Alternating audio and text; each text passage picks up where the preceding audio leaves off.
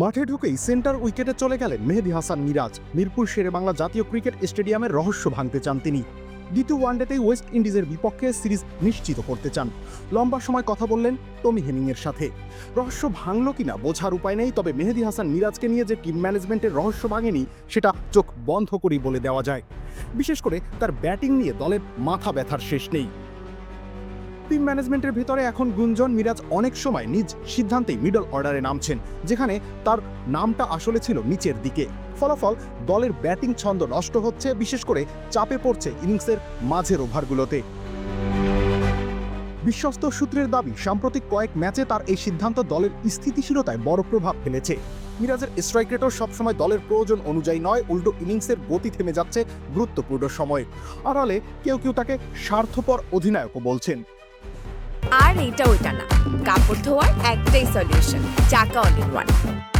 এর সঙ্গে যুক্ত হয়েছে ভুল সময় নেওয়া ডিআরএস এর সিদ্ধান্ত, যা একাধিকবার দলের বিপক্ষে গিয়েছে। এইসব মিলিয়ে মিরাজকে নিয়ে টিম ম্যানেজমেন্টের ভাবনা এখন তুঙ্গে। তবে মিরাজের নিজস্ব প্রতিশ্রুতি নিয়ে কেউ প্রশ্ন তুলছে না।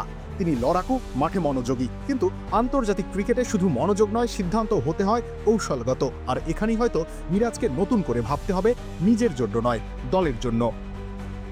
মিরাজের অধিনায়কত্বে বাংলাদেশ এখন পর্যন্ত প্রচণ্ড ব্যর্থ এক দল। 11 ওয়ানডেতে দলকে নেতৃত্ব দিয়ে জিতেছেন মাত্র 2টিতে। এই ভরাডুবি ঠেকাতে উইকেটের চূড়ান্ত সুবিধা নিতে মরিয়া মিরাজ, কিন্তু তার ইদানিংকার স্বেচ্ছাচারী আচরণে দল এখন আরও বেশি মরিয়া হয়ে উঠেছে। রবিন ইসলাম, রনি, খেলা 71।